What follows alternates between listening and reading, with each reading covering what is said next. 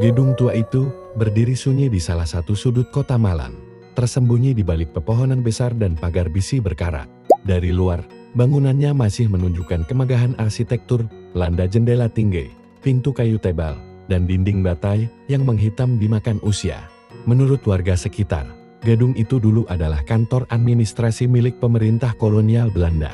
Di masa penjajahan, tempat itu digunakan untuk menginterogasi pribumi yang dicurigai melawan kekuasaan. Namun sejarah gelapnya baru benar-benar terungkap setelah kemerdekaan. Konon, pada tahun-tahun terakhir pendudukan Belanda, terjadi pembunuhan keji di dalam gedung tersebut. Beberapa tahanan disiksa hingga tewas. Jasadnya tidak pernah dikubur dengan layak. Mereka dikubur diam-diam di ruang bawah tanah yang kini tertutup reruntuhan. Sejak saat itu, gedung tersebut tidak pernah benar-benar kosong. Warga yang melewati area itu, pada malam hari sering mendengar suara jeritan lirih, seperti orang menahan sakit, bercampur dengan bunyi rantai diseret perlahan dari dalam gedung. Pada tahun 1990-an, seorang penjaga malam pernah mencoba bermalam sendirian di sana. Tengah malam, ia melihat sosok pria berpakaian kolonial berdiri di lorong. Wajahnya pucat dengan mata kosong. Ketika didekati, sosok itu menghilang, meninggalkan bau amis seperti darah lama. Tidak hanya satu, banyak saksi mengaku melihat bayangan tanpa kaki berjalan di lantai 2. Bayangan itu selalu berhenti di dekat jendela besar, tempat dulu para tahanan terakhir kali melihat dunia luar sebelum dibunuh.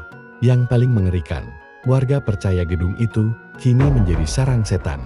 Bukan hanya satu jenis, tapi berbagai makhluk halus dari kuntilanak, pocong, hingga sosok tinggi hitam yang disebut-sebut sebagai penjaga bangunan tersebut. Anak-anak muda yang nekat masuk untuk uji nyali sering pulang dengan kondisi aneh. Ada yang kesurupan, ada yang sakit berhari-hari tanpa sebab medis, bahkan ada yang mengaku diikuti sampai ke rumahnya. Salah satu kisah nyata datang dari seorang mahasiswa arsitektur yang melakukan survei bangunan tua.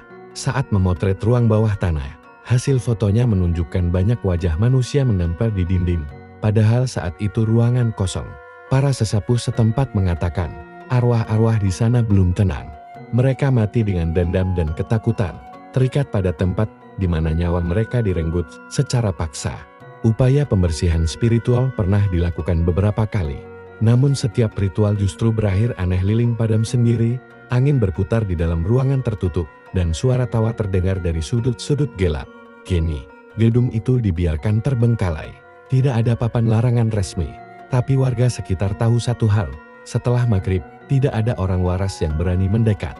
Jika kau berdiri di depan gedung itu, saat malam sunyi, dan mendengar seseorang memanggil namamu dari dalam, jangan pernah menjawab. Karena menurut cerita, itu bukan manusia yang memanggil.